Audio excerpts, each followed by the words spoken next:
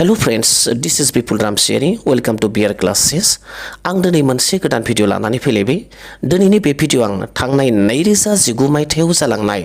Assam टेटनि paper 1 नि मेथामेटिक्सनि मोननैसो सोंलुफोरखौ solve खालामनो लानाय जादों। आं दिनैनि बे भिडिअखौ लाबोनायनि थांखिया जाहैबाय जाहाथे फैगौ टेटआव टेट होग्राफोरनो थाखाय बे सावरायनायनि गेजेरजों माबा मोनसे होनो हायो। फैदो बिदिब्ला भिडिअखौ जों नायलांदोनि। आसाम टेट 2019 पेपार 1 क्वेश्चन नम्बर 31 to 36 दिनैनि सावरायनानै गिबि सोंलुआ जाबाय 31 नम्बर। 31 नम्बरनि सोंलुआव मा होनाय जों नायदिनोसै जोङो। If each side of a triangle is 1/3 of its perimeter, what kind of triangle is this? जों कुइसनखौ एसे मोजाङै बुजिना लाग्रोदो। जुदि मोनफ्रोमबो साइडआ एबा मोनफ्रोमबो आखान्थिया मोनसे आखान्थिथामनि मोनफ्रोमबो आखान्थिया 1/3 थामहिनबा 3 बाहागोनि 1/3 of its perimeter। पेरिमिटार माने सोरगिदिं सिमा। सोरगिदिं सिमानि मोनफ्रोमबो आखान्थियानो जुदि 3 बाहागोनि 1 जायोब्ला अब्ला बियो मा रोखोमनि आखान्थिथाम जागोन सोंदो। बहाय मोनब्रै अपसन होनाय दोङो। जुदि मोनफ्रोमबो आखान्थियानो बाथ्रा खायसे की टार्म्सफोरखौ नाय। मोनफ्रोमबो इच साइड होनना बुंदों। मोनफ्रोमबो आखान्थियानो आखान्थिथामावथ' खैथा थायो जोंहा मोनथाम आखान्थिफोर थायो नङा होमबा? इ मोनसे। बे जुदि मोनफ्रोमबो आखान्थियानो जखाया मा जाजोबोबा 3 बाहागोनि 1 थारमाने बाहागोथामनि बाहागोसे जायोब्ला बाहागोथामानो दंखायो। 3नि मादाव समान बाहागो जानो गोनांबा मा जानांगोन? मोनफ्रोमबो आखान्थियानो समान जानांगोन नङा होमबा? सोरगिदिं सिमाया बाहागोथामनि बाहागोसे थामहिनबा 3 बाहागोनि 1 जायोब्ला अब्ला बियो मा रोखोमनि आखान्थिथाम होनना बुंदो। बे सोंलुनिफ्रायनो जोङो बुजिनो हाबाय जे मोनफ्रोम आखान्थियानो होनदों नालाय नैबे आखान्थियाबो 3 बाहागोनि 1 जानांगोन। बेबो 3 बाहागोनि 1, बेबो 3 बाहागोनि 1, बेबो 3 बाहागोनि 1 बा मा जानांगोन?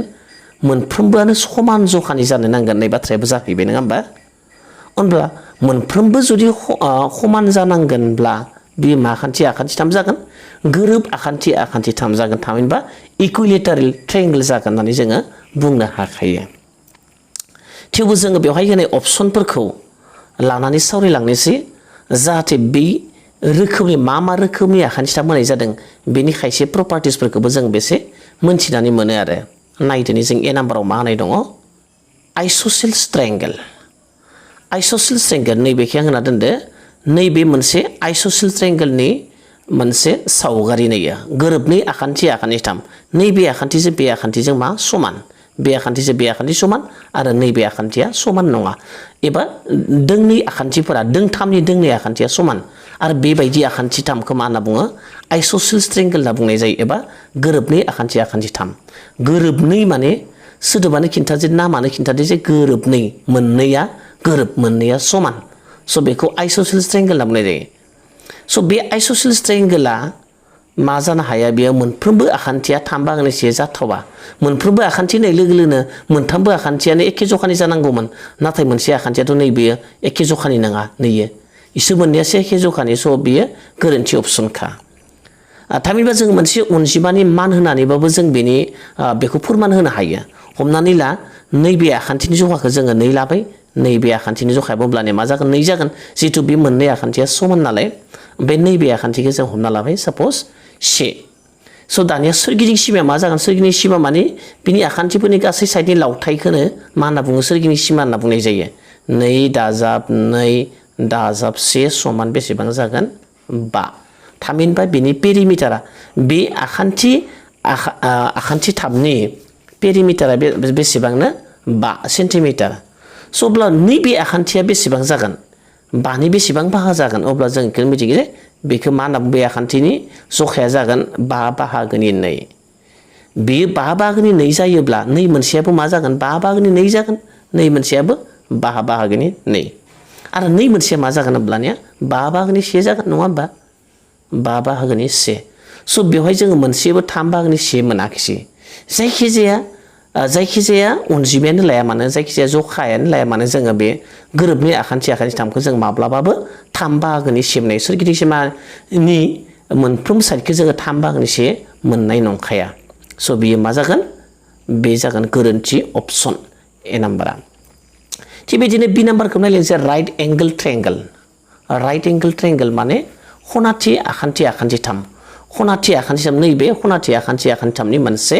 बिदिन्थि नैबे खनाथि नैनि जखाया बेसेबां दङ 90 डिग्री दङ बिनि खनानि जखाया 90 डिग्री स' 90 डिग्री दङब्ला बेबायदि खनाथि आखान्थि थामाव जेब्लाबो मोनफा लाव आखान्थि थायो मानोना गासै खनानि दाजाब गासैया बेसेबां 180 डिग्री आरो आखान्थि थामनि मोनसे माबा मथेब्ला मा जायो प्रपार्टिस बादिब्ला बैनिसाय देरसिन खनानि अपोजिट आखान्थिया लायनो बैनिसायबो लावसिन स' बेयाव 90 डिग्रीयानो बैनिसाय देरसिन खना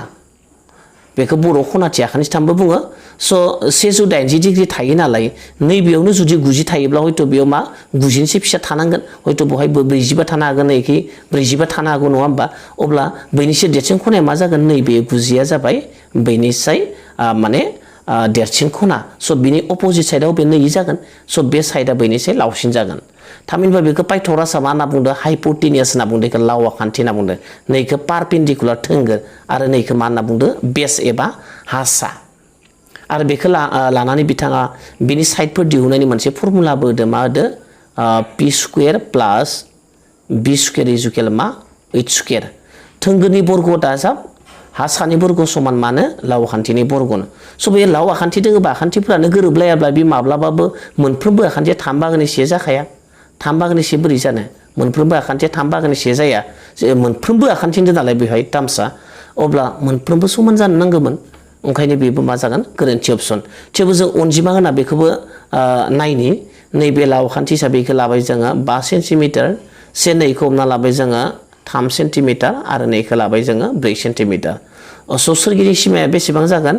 5 दाजाब 4 दाजाब 3 समान बेसेबां जागोन 9 3 बेसेबां 12 स' सोरगिदिं सिमाया 12 सेन्टिमिटार जागोन स' सोरगिदिं 12 सेन्टिमिटार जायोब्ला नैबे आखान्थिनि सोरगिदिं सिमानि बेसेबां जागोन बेसेबां बाहागो जागोन 12 नि मादाव 5 जागोन स' 12 नि मादाव 5 जागोन आरो नैबे आखान्थिया मा जागोन 12 नि मादाव मा जागोन 12 नि मादाव 4 जागोन नङा होमबा 12 नि मादाव गासै सोरगिदिं सिमाया जिहेतु 12 आरो बे 12 नि बेसेबां बाहागो 4 आरो मोनसेया जागोन 12 नि मादाव मा जागोन 3 स' दानलायलायबा जों दानना नायनि 3 सानजाब 1 3 3 सानजाब 4 12 नैयो नै मोनसेया 4 बाहागोनि से जागोन नैयो 4 सानजाब 1 4 4 सानजाब 3 12 नै मोनसेया जाबाय 3 बाहागोनि से स' होमब्ला 3 बाहागोनि से मोनसेल'सो जादों नैयो 12 बाहागोनि 5 जाबाय नैयो मा 4 बाहागोनि सेसो जाबाय स' बेवहाय मोनसेल' आखान्थिया 3 बाहागोनि से नाथाय बे मोननै आखान्थिया 3 बाहागोनि से नङा थामहिनबा मोनफ्रोमबो आखान्थिया माब्लाबाबो जेसेबां जखा लाया मानो जेसेबां सेन्टिमिटारनि लाया मानो माब्लाबाबो 3 बाहागोनि से जाया मोनफ्रोमबो आखान्थिया मानोना गोरोबलाया नङा होमबा स' बेनि उनाव गुबुन मोनसेखौ नायलायनोसै जोङो मोनसेया सि नम्बरा जाबाय इकुइलेटारेल ट्रायंगल जायखौ जों बर' मा होनना बुङो गोरोब आखान्थि थाम होनना बुङो गोरोब आखान्थि थाम माने मा मोनथामबो आखान्थिनि जखायानो मा समान नैबेबो समान बेबो समान मोनथामबो साइडआनो समान स' मोनथामबो साइडआनो समानबा जोंनिया मा बुंदो मोनफ्रोमबो साइडआनो 3 बाहागोनि से आरो जिहेतु गासै खैथा दङ मोनथाम साइड दंखायो नालाय बेयो 3 बाहागोनि से जाखागोन नङा होमबा मोनथामनि मादाव जायखिजाया अनजिमा लायाबानो बेयो मा जागोन मोनफ्रोमबो साइडआ जिहेतु समान बेयो 3 बाहागोनि से जागोन मानोना गासैबोहाय मोनथाम साइड दङ नङा होमबा से नायनि जोङो अनजिमा मान होना नायनि से नैनिखौ ला जोङो 2 सेन्टिमिटार अब्ला बेबो 2 सेन्टिमिटार जागोन अब्ला नैबो 2 सेन्टिमिटार जागोन होमबा सोरगिदिं सिमाया बेसेबां जागोन 6 जागोन होमबा नैबे आखान्थिनि जखाया मा जागोन 6 नि मादाव 2 जागोन ओंखायनो जों दानना नायबा 2 सानजाब 1 2 2 सानजाब 3 6 थामहिनबा बेसेबां जागोन 3 बाहागोनि 1 3 बाहागोनि 1 जादों आरो जिहेतु नैबो समान नालाय नैबो समान बेबो समान नालाय गासैबो 3 बाहागोनि 1 स' बेखायनो बियो मा कारेक्ट अपसन बियो मोनफ्रोमबो आखान्थियानो सोरगिदिं सिमानि 3 बाहागोनि 1 जागोन जायखिजाया मान लाया मानो गासैबो समान जागोन 4 लाबाबो हमनानै ला 4 लाबाय जोङो बेनि जखाखौ जोङो हमना लाबाय नैनि जखाखौ हमना लाबाय जों 4 बिनियाबो 4 जागोन बिनियाबो 4 जागोन 4 4 मोनथाम दाजाबा मा जागोन 12 जागोन 12खौ 4 नो रानबा नैनि मोनसे आखान्थिनि जखाया मा जागोन 4 सानजाब 1 4 4 सानजाब 3 12 यावबो मा 3 बाहागोनि 1 जेब्लायबो मा 3 बाहागोनि 1 जाखागोन आरो बबेनिया इकुइलेटारेल ट्रायंगल एबा गोरोब आखान्थि थामा जेब्लाबो सोरगिदिं सिमानि 3 बाहागोनि 1 जागोन स बेनो दिनैनि माबानि बे कुइसननि मा कारेक्ट ऑप्शन स बेनो सी नाम्बारानो बे कुइसननि जाबाय कारेक्ट ऑप्शन कारेक्ट ऑप्शनखौ मोनबाय थेवबाबो जों नै डी नम्बरखौबो नायलांनि ऑब्ट्यूसआ मा बेनि एसे प्रपार्टिसफोरखौ सावरायलांनि स ऑब्ट्यूस होनना बुङोब्ला जोङो नै मा होनना बुंगोन मा जायो 90 डिग्रीनि साय देरसिन 90 डिग्री जाय आखान्थिथामनि मोनसे खनाया 90 डिग्रीनि साय देरसिन आरो मा 180 डिग्रीनि साय फिसासिन बेखौनो मा होनना बुङो ऑब्ट्यूस एंगल ट्रायंगल एबा खनामा आखान्थिथाम बुंनाय जायो नैबेखौ खनामा आखान्थिथाम बुंनाय जायो बर' राव बेयो मा 90 डिग्रीनि साय मोनसे खनाया 90 डिग्रीनि साय देरसिन आरो 180 डिग्रीनि साय फिसा से नैबे खनानि जखाखौ जों लाबाय 110 नङा होमबा आरो जों मोनबोदों सिगाङावनो माने जाय खनानि जखाया बैनिसाय देरसिन बिनि अपोजिट साइडआ जेब्लाबो मा लावसिन जायो नैयो गोलावसिन जागोन बैनिसाय गोलावसिन जायोबा बिनि प्रपार्टिस लावसिन जायोबा माब्लाबाबो समान जाखाया ऑब्ट्यूस एंगलनि आखान्थिफोरा माब्लाबाबो समान जाया थेवबाबो जोङो नै सिगांनि बायदिनो अनजिमा मान होना नायनोसै जोङो से नैबे आखान्थिनि जखाखौ जों मा लानोसै 6 लाबाय नैबे आखान्थिनिखौ लाबाय जोङो 4 लाबाय नैखौ लाबाय जोङो 3 स दाजाबजुबा मा जागोन 6 दो 4 जो 3 जो सोरगिदिं सिमाया बेसेबां जागोन 13 जागोन नैबे आखान्थिनि जखाया मा जागोन सोरगिदिं सिमानि बेसेबां जागोन इयो बेसेबां बाहागो जागोन 13 बाहागोनि 6 जागोन नै मोनसेया मा जागोन 13 बाहागोनि 3 जागोन मोनसेया जागोन मा 13 बाहागोनि 4 जागोन स बे आखान्थिथामाव मोनसेबो आखान्थिया मा जायाखै 3 बाहागोनि 1 जायाखै आरो स बेयो गोरोन्थि ऑप्शन स जों बेनिफ्राय मिथिबाय जे ऑब्ट्यूस एंगला माब्लाबाबो बेनि सोरगिदिं सिमानि आखान्थिफोरा मा जाया 3 बाहागोनि 1 जाया गोरोब आखान्थिथामाव मोनफ्रोमबो आखान्थियानो जायो आरो माबेबो खनाथि आखान्थिथाम थामहिनबा राइट एंगल ट्रायंगलाबो जाया आरो आइसोसेलेस ट्रायंगलाबो जाया आसा खालामो बुजिनानै मोनबाय बेनि उनाव गुबुन मोनसे सोंलुखौ नायलायनोसै 32 नम्बर सोंलुखौ नायनोसै 32 नम्बर सोंलुआ जाबाय मा दोनायनि if 200 students filled form for an entrance test and 180 appeared in the test out of which only 70% have passed the test then how many number of students failed in the test मोनसे entrance आनजाद एबा entrance हाबनाय आनजादाव बेसेबाङा form fill up खालामदोंमोननो बेसेबां जना 200 जना 200 फरायसाफोरा मोनसे entrance टेस्टनि थाखाय मोनसे एडमिशन एन्ट्रेन्स टेस्ट जानो हागौ मानिबा सिलेक्शन एन्ट्रेन्स टेस्ट जानो हागौ स बेयाव 200 फरायसाफोरा फर्म फिल आप खालामदोंमोन बेनिनो बेसेबाङा एपियार खालामदोंनो 180 एपियार जाबाय 180 जना आनजादाव जबाय आरो जनानै बिनिनो 180 जननि बेसेबां 70% आनजादाव पास जाबाय अब्ला फेल जानायनि अनजिमाया बेसेबां जोबोद गोरलै नङा होमबा बेसेबां जौखोन्दो पास जादों 100 नि मादाव 70 जन 100 नि मादाव 70 जन जायोबा 180 जनाव बेसेबां जागोन बेखौ जों इजिलि दिहुननो हायो नाय नैबेखि नाय दङ आङो पास जानायनि जौखोन्दोआ मा 100 नि मादाव 70 जन 70 आउट अफ 100 स 100 जनाव 70 जन पास जायोबा 180 जनाव पास जानाया बुरजा जागोन ना खम जागोन 100 नो 70 जायोबा 180 थ' 100 से देरसिन अब्ला 180 जनाव पास जानायनि अनजिमाया बारा जाखागोन ओंखायनो मा खालामनांगोन जों बेखौ सानजाबनो नांगोन गोबां मोननोबा सानजाबनो नांगोन to get more multiply to get less खम मोननोब्ला डिभाइड खालामनांगौ गोसोआव लादो जेब्लाबो 180 खौ जोङो 70 जौखोन्दोजों मा खालामनांगोन सानजाबनांगोन मानोना 100 जनावनो 70 जायोब्ला 180 जनाव जोङो गोबां पास जागोन ओंखायनो गोबां जानोब्ला सानजाबनो नांगोन बे इउनिटारि मेथडनिबो मोनसे इम्परटेन्ट रुल बेजों दानबाय दानबाय स 7 जो 10 सानजाब मा जागोन 7 सानजाब 10 56 बा थांबाय 7 सानजाब 7 7 7 दो 5 दो 2 थामहिनबा 126 जोंना मा जागोन पास जागोन 180 नि मादाव जुदि 70 जौखोन्दो पास जायोब्ला दानि होमबा फेल जानायनि अनजिमाया बेसेबां जागोन 180 निफ्राय जोङो बेसेबाङा लिरदोंमोन 180 स 180 निफ्राय पास जानायनि अनजिमाखौ दानख'बानो जों फेल जानायखौ मोनगोन बेसेबां फेल जागोन 54 जोना स कारेक्ट अपसना मा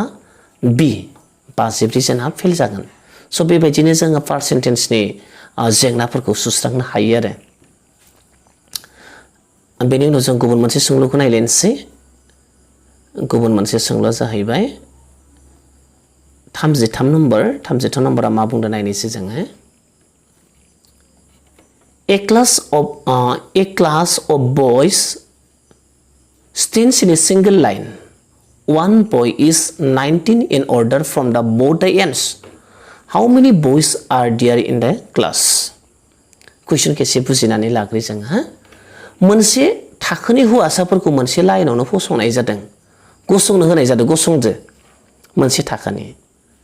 आरो बे हौवासाफोरखौ मा होनना बुंदों ए टार्म्सखौ नाय बोथ एन्ड्स फ्रम द बोथ एन्ड्स माने मोननैबो साइडनिफ्राय बोथ एन्ड्स मोननैबो जोबनायनिफ्राय नैखिजानिफ्रायबो सासे हौवासानि नाम्बारा बेसेबांनो 19 आरो नैखिजानिफ्रायबो बे हौवासाया मा 19 नाम्बाराव गोलैयो मोननै साइडनिफ्रायबो जुदि 19 गोलैयोब्ला सासे हौवासानि नाम्बारा अब्ला गासै बेसेबां फरायसाफोर दङ बहाय नायनोसै जों नै आं सल्भ खालामना दोनदो 1 2 3 बिदि थांना बेसेबां 19 आरो ओजानै जोबनायनिफ्रायबो सानबा 1 2 थांना बे 19 खौनो मोनो थामहिनबा 19 आ खैबार सानजादो डाबल खेबनै सानजादो सासे गथ'खौनो खेबनै सानदो इखिसाननिफ्राय सानबाबो 19 मोनो इखिसाननिफ्राय सानबाबो 19 मोनो नैबे हौवासाखौनो अब्ला 19 नि फाननैनिफ्राय जों 1 दानख'बानो जाबाय 19 मोननै दाजाबा मा जायो 30 जायो 1 दानख'बा मानोना बेखौ डाबल साननाय जादों नालाय 1 दानख'बा 37 स कारेक्ट अपसना जाबाय बी 37 जोन गोरलै बियो गोरा कुइसन नङा बेनि उनाव जोङो गुबुन मोनसे सोंलुखौ नायलेनसै 34 नम्बर सोंलुखौ नायलेनसै जोङो 34 नम्बराव मा होदो a number if increase by 35% becomes 189 then the number is अब्ला बे नाम्बारा मा जागोन मोनसे नाम्बारखौ जुदि बारायनाय जायोब्ला बेसेबां बारायदोनो 35 जौखोन्दो बारायदों 35% माने मा होननाय जायो 100 नि मादाव बेसेबां बारायदोनो 35 बारायदोनो 100 जुदि 35 बारायोब्ला अब्ला 189 जाहैनो 135 गुरै बारायनासो दे बेसेबां जादों बे बारायनायनि अनजिमा बिनि अरिजिनेल नाम्बारा मामोन अब्ला गुबै नाम्बारा मामोन मानिफ्राय बारायनानै 189 जाखो बेखौ दिहुननांगौ स नैनिफ्रायनो जों क्लु लानांगोन 35 जौखोन्दो बारायदों माने बेयाव बारायनायासो दोङो दे खमायनायखौ अरिजिनखौ नांगौ ओमफ्राय बेयावबो जों बिनि बारायनाय आरो अरिजिनखौ दिहुनना लानि 35 जौखोन्दो 35% इंक्रिज मिन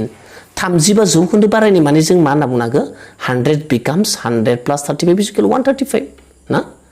100 35 बारायदों माने मा होनना बुंनांगौ 100 नम्बरा बेसेबां जाहैगोन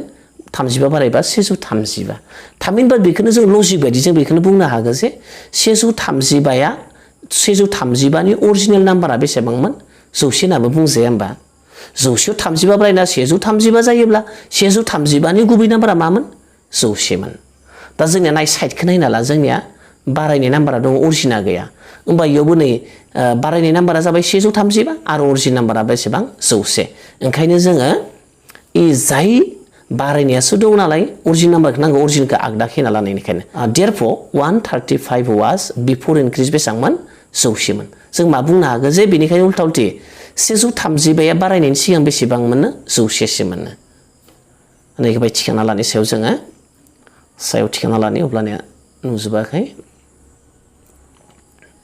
सायाव नायनोसै जोङो स बारायनायनि सिगां बेसेबां मोनो 135 100 मोन मानोना जोंनियाबो बारायनायासो दोङ नालाय बारायखौ दिहुननांगोन अरिजिन नाम्बारखौ जायखौ दिहुनो बेखौ जेब्लाबो आगदाखै दोनहर 135 बेसेबां मोनो 100 मोन ओंखायनो सेया बेसेबां जेब्लाबो जोङो सेनि बारानि अनजिमाफोरनि होनाय थायोब्ला जोङो इउनिटारि मेथडआव मा सेनिखौ दिहुनना लानांगौ गंबा कलमनि बेसेना जुदि होनाय थायोबा जों गंसेनिखौ दिहुनगोन गंसेखौ मिथिबा जों गंथामखौबो मिथिबाय गंनैखौ मिथिबाय जेसेबां नांगौ जोंखौ मिथिगोन आरो ओंखायनो जोङो जेब्लाबो इउनिटारि मेथडआव सेनि भेलुखौ दिहुनना लानांगौ वाननिखौ 135 आ बेसेबां मोनो 100 मोन होमबा से बेसेबां जागोन 130 जुदि 100 मोनबा खमायदोब्ला सेयाथ' बांसिनसो खमायगोन नाम्बारा खमायबायना बारायबाय 130 नि जायगायाव मा होदो सेल' होबाय एबारा सेब्ला होमबा 130 जुदि 100 मोनबा अरिजिन नाम्बारा सेनियाथ' बांसिनसो खम जागोन खम मोननोबा मा खालामनांगौ डिभाइड खालामनांगौ ओंखायनो नैखि थानायखौ मा होनांगौ जोङो सायाव होनांगौ आगदाखि थानायखौ आगसिखि थानायखौ जों सिङाव हैनांगौ बिदि राननांगौ खम मोननोबा डिभाइड खालामनांगौ बुरजा मोननोबा मा खालामनांगौ सानजाबनांगौ एबा माल्टिप्लाइ खालामनांगौ जेखौ जेब्लाबो गोसोआव ला स' जोङो 130 नि जायगायाव मा होखो एबार 1निखौ दिहुनबाय नालाय अनजिमाया खमायबाय माने बिखिजाबो खमायलांगोन अरिजिनेल नाम्बाराबो खमायलांगोन नङा होमबा ओंखायनो therefore 189 एबाराव 189 नि जालायबाय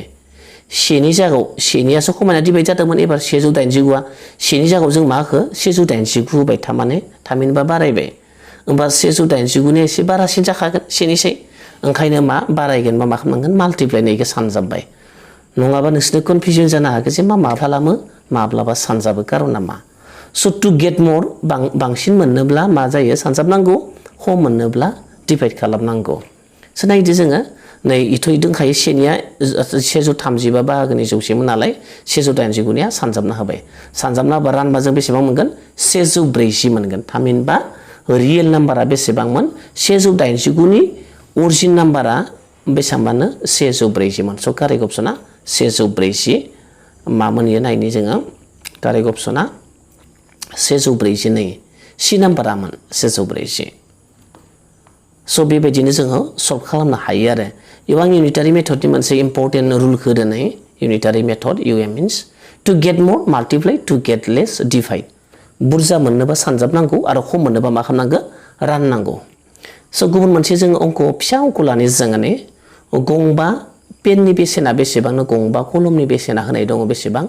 25 रां बेखौ जों फिसाखायसो हमना मोनबाय दै थाइबा खरिखौ लिखादो होननानै जों हमना ला जोङो गंबा कलमनि बेसेना बेसेबांनो 25 रां ना ओंखायनो गंसे कलमनिखौ दिहुननांगोन जों गंबानियासो दं नालाय सेनिया गैयाबा जेब्लाबो सेनिखौ दिहुननांगोन गंसे कलमनि बेसेना बेसेबां जागोन मा खालामनांगोन होनबाना जोङो कलमनि अनजिमाया खमायदोंना बारायदो बानि जायगायाव मा जादों 1 जादों कलमनि अनजिमाया खमायदों फैसाया खमायगोन ना बारायगोन गंबा कलमनिया जुदि 25 थाखा जायोब्ला गंसे कलमनि बेसेना मा जागोन खमायगोन कलमनि अनजिमाया खमायदों माने बेसेना खमायगोन टु गेट लेस मा खालामनांगौ जों डिभाइड बा नै ओजा आगदाखि थानाया जाबाय सायाव थागोन आरो नैबे आगसिखि थांनाय मा थागोन सिङाव थागोन बा सानजाबबा थामहिनबा बाहागो बाहागोनि 25 जाहैबाय गंसे कलमनि दा बेसेना जों इयावनो दाननाबो नायनो हागौ आरो दानाबासो एबार गंथाम कलमनि बेसेना बेसेबां जागोन बा गंथाम पेननि बेसेना जागोन बेसेबां एबार पेननि अनजिमाया सेनि जायगायाव मा जाखो 3 जाबाय माने बारायबायब्ला टु गेट मर माल्टिप्लाइ मादोंमोन गंसे कलमनि बेसेना 5 बाहागोनि 25 सानजाब 3 मा जागोन नायनोसै जोङो 5 सानजाब 25 5 सानजाब 3 बेसेबां जागोन 15 थामहिनबा गंथाम कलमनि बेसेना बेसेबां जागोन 15 जागोन नङा होमबा थिग बेबायदि माबा खालामना जों इउनिटारि मेथड बाहायनानै बेबायदि लजिक रिजनिं बेबायदि कुइसनफोरखौ जों बेबायदि टाइपनि कुइसनफोरखौ जोङो सल्भ खालामनो हायो आरो गोरलैयैनो स' बेयाव गोसोआव लानो गोनां जाबाय बुरजा मोननोबा माल्टिप्लाइ खालामनांगौ आरो खम मोननोबा मा खालामनांगौ डिभाइड खालामनांगौ से नैबे एग्जाम्पलखौ ला 6 3 सानजाबा मा जागोन 10 नङा होमबा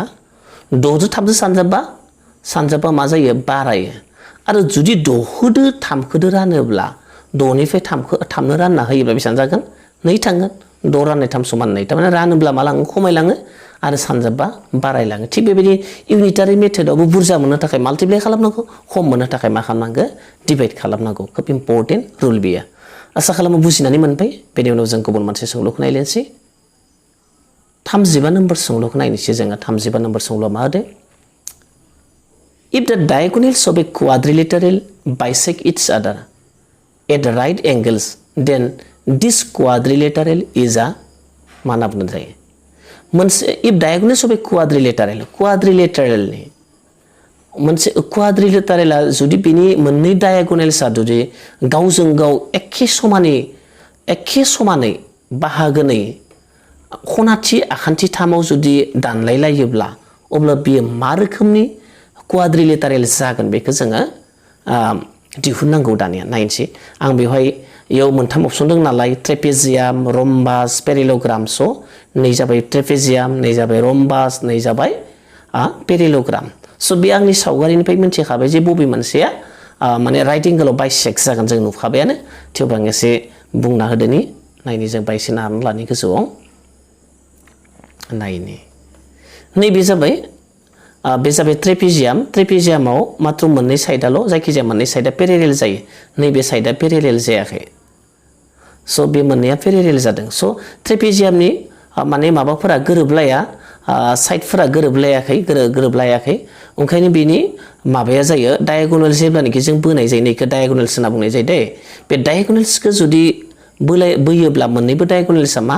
गेजेराव बाइसेक्ट खालामाखै बाइसेक्ट खालामबा मोननैयाव समान बाहागो खालामनांगोन नै मोनसेया नैयावसो दाननांगौमोन नै मोनसेया थिक नैयावसो दाननांगौमोन अब्लासो बाइसेक्ट जागौमोन स बेयो बाइसेक्ट जायाखै मानोना माने नै आखान्थिफोराबो पेरेरेलबाबो गोरोबलायाखै बे गुसुं बे गोलाव बेयो गुबुन बेयो गोरोबलायाखै ओंखायनो बेयो बाइसेक्ट जालाया आरो बाइसेक्टबो जायाखै बेवहाय मा जागोन राइट एंगोल माने 90 डिग्रीबो जायाखै बे खनायाव जेराव दानलायलायदो बे 90 डिग्री जायाखै नाथाय जोंनिया सोंदोंमोन बे कन्डिशनाव बे बाइसेक्ट खालामनांगोन बबेयाव राइट एंगोलाव होनना बुङो स बे ट्रेपेजियामा गोरोन्थि अपसन आरो बेबायदिनो बि नाम्बारखौ नायलायनोसै जोङो बि नाम्बारा जाबाय रम्बास स नै जाबाय मोनसे रम्बासाव मा अपोजिट एंगोलफोरा माने पेरेरेल अपोजिट साइडफोरा पेरेरेल इजे गोरोबलायदो इजे जाबाय पेरेरेल आरो मोनफ्रोमबो साइडानो मा समान जखानि मोनफ्रोमबो साइडा समान माने अपोजिट साइडा पेरेरेल जानायलाय बियो मा बिनि डायगोनेल्सफोरा जेब्लाबो मा जायो बाइसेक्ट जायो बोना नायनोसै जोङो थिक गेजेरावनो जाजोबदो बाइसेक्ट खालामदो बिदि समान बिदि समान बाइसेक्ट खालामदो आरो बे बबेयाव बाइसेक्ट जादों थिक राइट एंगोलाव नै 90 डिग्री बे 90 डिग्री मोनजोबगोन आरो स बियो राइट एंगोलाव 90 डिग्री माने राइट एंगोल खनाथियाव मा जादों खनाथियाव मा खालामदो इयो बाइसेक्ट खालामदो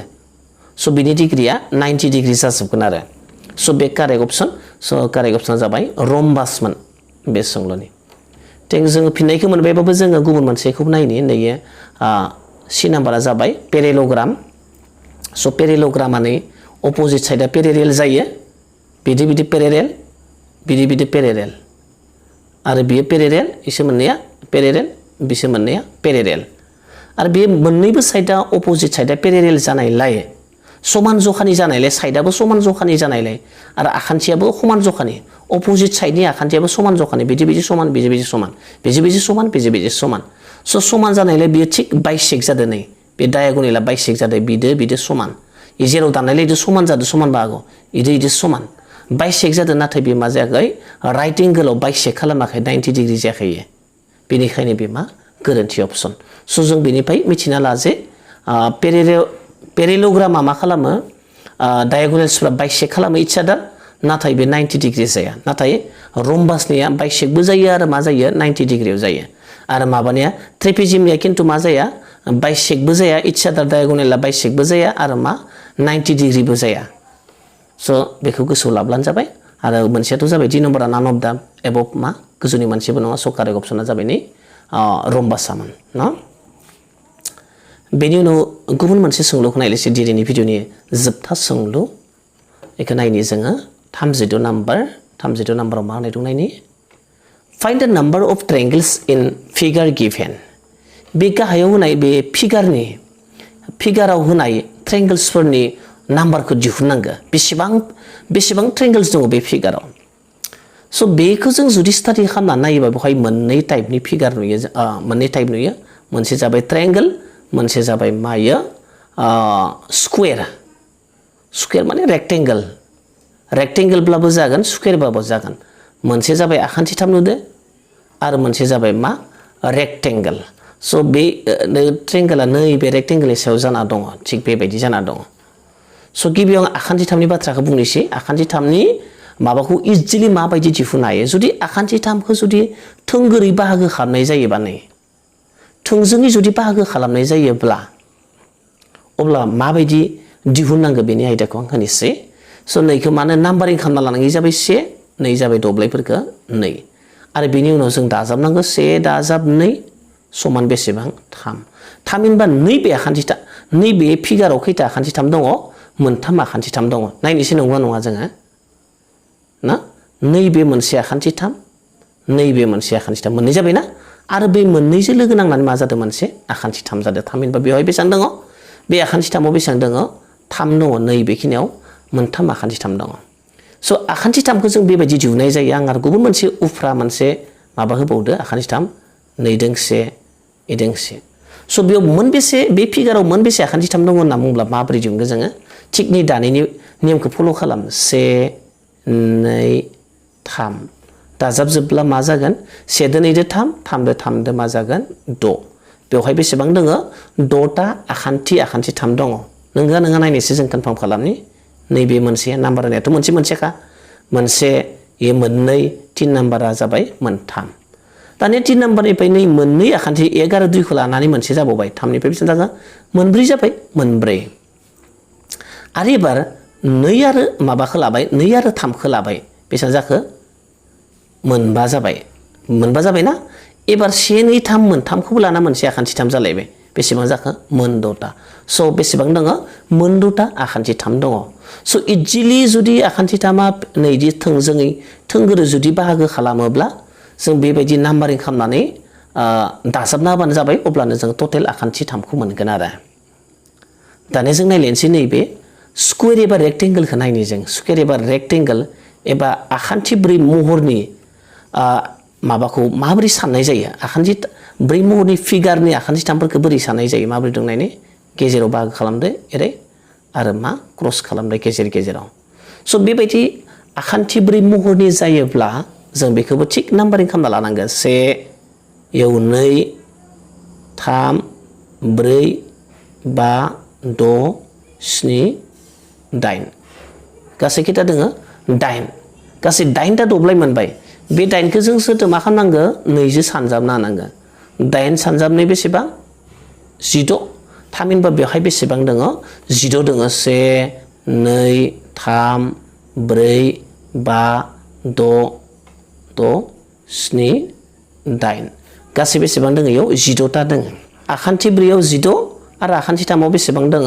3 16 आरो 3 दानि नायनोसै जोङो आखान्थि 4 आव बेसेबां दंमोन 16 दङ आरो आखान्थि 3 आव बेसेबां दङ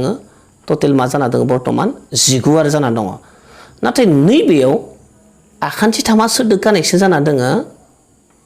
नैखिनिखौ नायनोसै जोङो इमोन आखान्थि 3 आ आखान्थि 4 दो लोगो नांना दङ लोगो नांनानै गोजान मोनसे आखान्थि 3 सोमजिदों नै मोनसे इ मोननैखौ लानानै इखौ गैया होनना सानना ला मोनसे आरो नैखौ गैया होनना सानना ला इखौ मोननै थामहिनबा आखान्थि 3 आरो आखान्थि 4 जों बिन्दोआ लोगो नांनानै मोननै आखान्थि 3 सोमजिबावदो स' अब्ला मोननै बारायबावगोन 19 दो आरो मा जागोन 2 दाजाबावब्ला मा जागोन 21 स' कारेक्ट अपसना मा जागोन C नाम्बारा 21 थामहिनबा बेयाव बेसेबां दङ मोन 21टा आखान्थि 3फोर दङ आरो मोन 21 स' बेबायदिनो जोङो आखान्थि 4निखौ सानलांना 2 जों सानजाबनांगौ आखान्थि 3निखौ जुदि थोंगोरै रानोब्ला बेखौ मा नांगो गासैबो नखर माबाखौ नाम्बारिं खालामना लाना दाजाबना होनांगौ अब्लानो जों बेनि आखान्थि 3नि अनजिमाफोरखौ मोनो आरो थिग बेबायदिनो जायखिजाया फिगारखौनो जोङो आखान्थि 4नि फिगारखौ जों बेबायदि नेमजों सल्भ खालामनो हायो आखान्थि 3नि फिगारखौ जुदि थोंगोरै बाहागो खालामब्ला बेबायदि मा खालामनो हायो सल्भ खालामना साननानै दिहुननो हायो गोरलैयैनो दिनैनि भिडिअआ बेखिनियानो आसा खालामो भिडिअखौ नायनानै मोजां मोनबाय आरो जुदि भिडिअखौ नायनानै मोजां मोनबायब्ला अन्नानै खेबसे लाइक खालाम चेनेलखौ साबस्क्राइब खालाम आरो गुबुननोबो हाजासे शेयार खालाम थेंक इउ फर वाचिं